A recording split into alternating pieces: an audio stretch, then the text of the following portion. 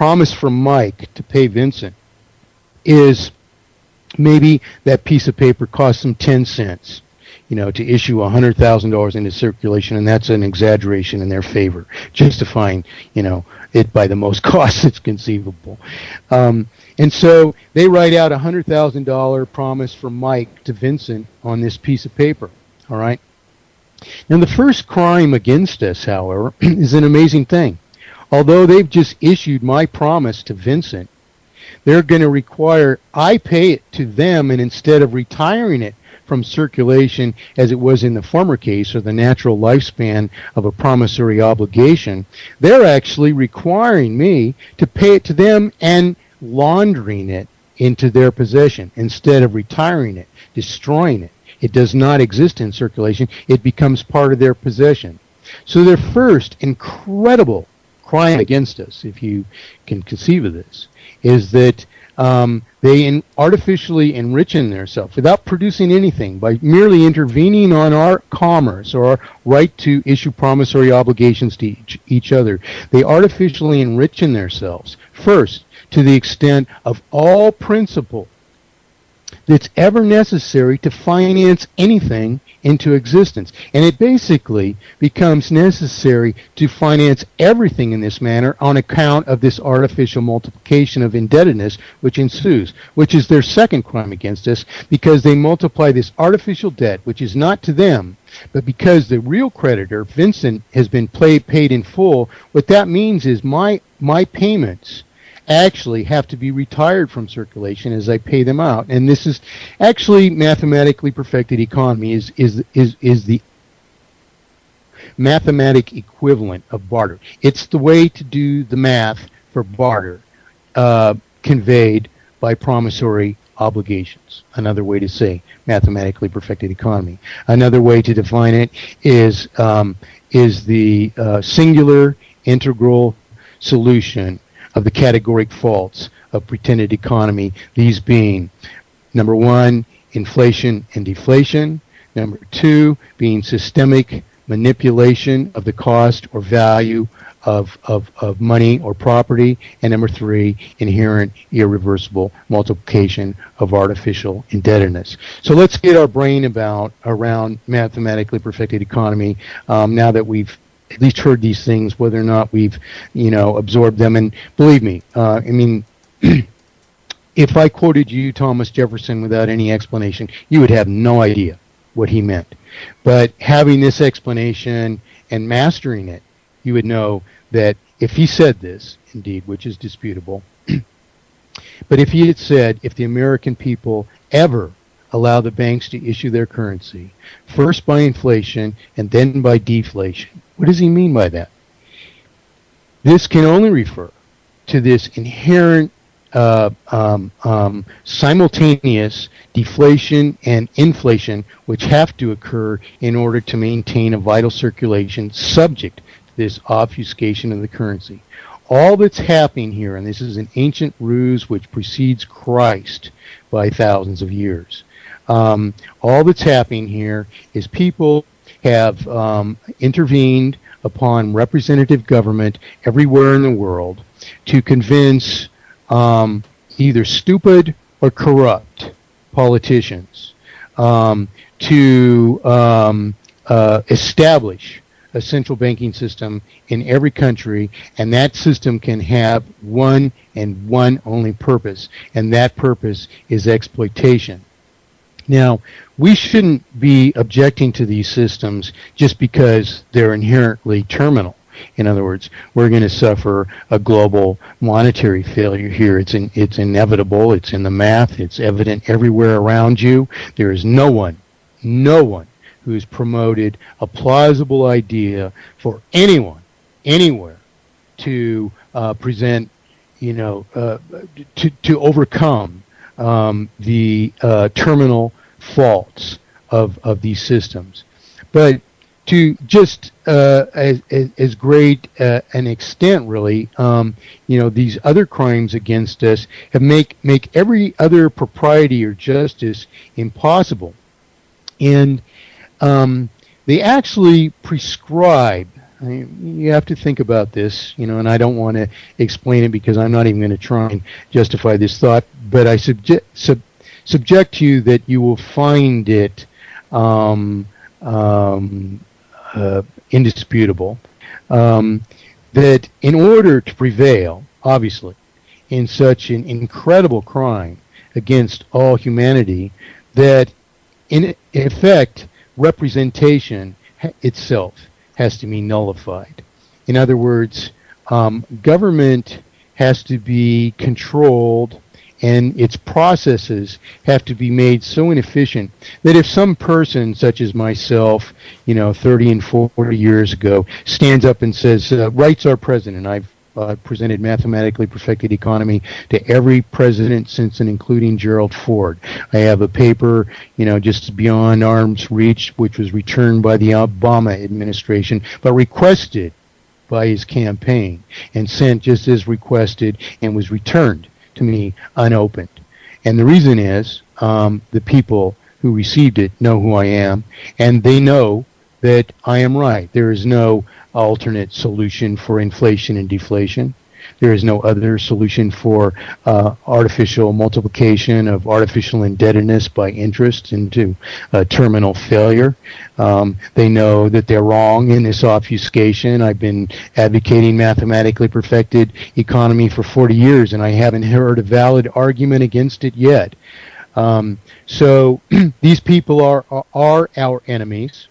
All that they're doing is attempting to artificially extend the lifespans of these systems, and I even explained to the Reagan administration all of the means of doing that.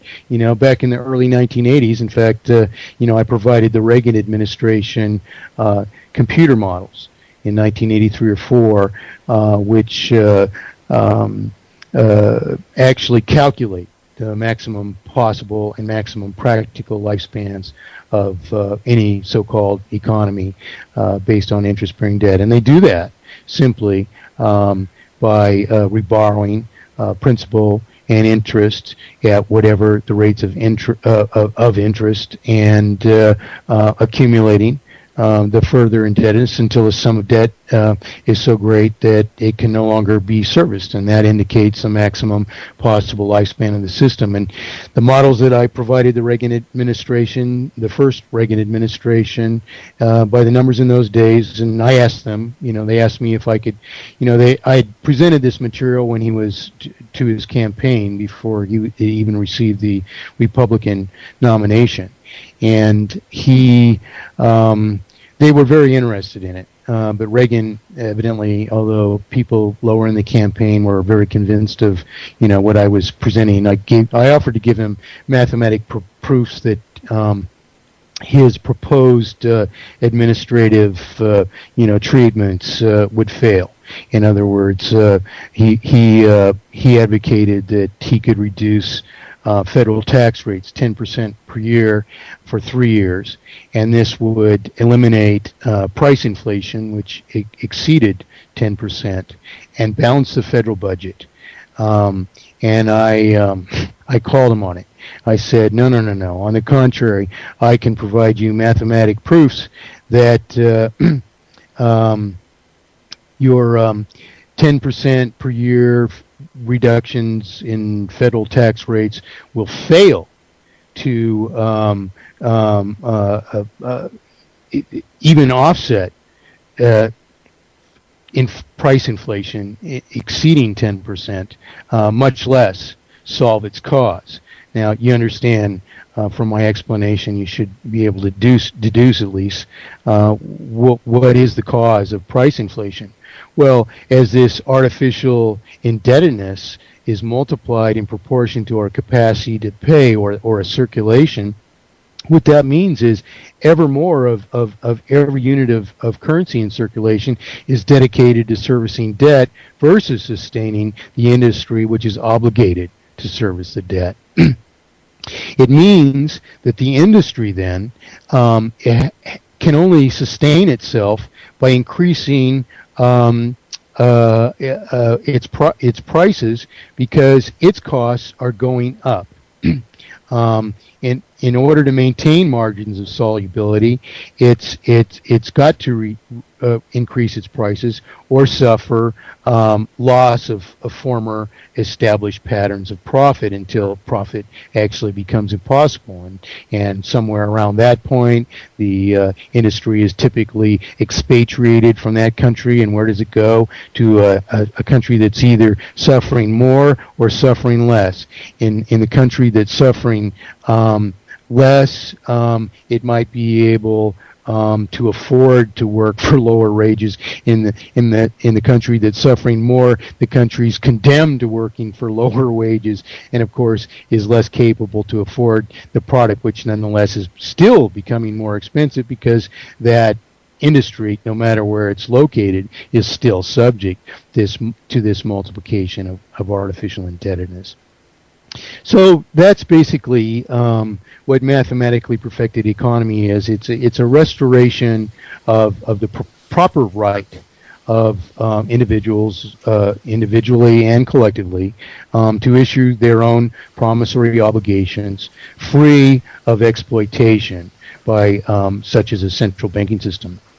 Another way of understanding that is that what I'm saying is that an economy is inherently private, but the actual natural privatization is that it is our promise to pay, and we are the natural issuer of it, and that's the privatization of currency that we should be after, and it's the only one under which we can solve all of our problems.